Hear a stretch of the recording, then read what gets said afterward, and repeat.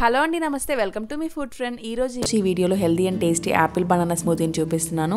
చక్కెర అనేది ఎక్కడ వాడకుండా ఈ జ్యూస్ని ప్రిపేర్ చేస్తున్నాం. అలాగే పిల్లలకి ఇన్స్టంట్ ఎనర్జీ బూస్టర్ లాగా, అలాగే వెయిట్ లాస్ అవ్వాలనుకునే వాళ్ళకు కూడా మార్నింగ్ టైంలో ఈ జ్యూస్ని తాగిస్తే బ్రేక్ఫాస్ట్ని హ్యాపీగా స్కిప్ చేయొచ్చు, అంత ఎనర్జీ ఉంటుంది.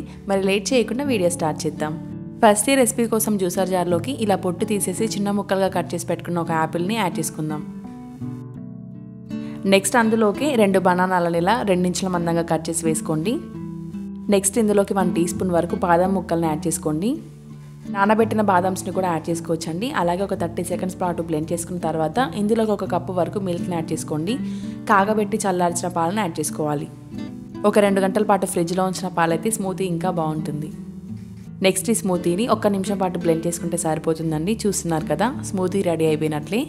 నెక్స్ట్ ఈ స్మూతీని గ్లాస్లోకి సర్వ్ చేసుకొని ఇలాగైనా తాగేయొచ్చండి. చాలా టేస్టీగా ఉంటుంది, చక్కెర అవసరమే ఉండదు.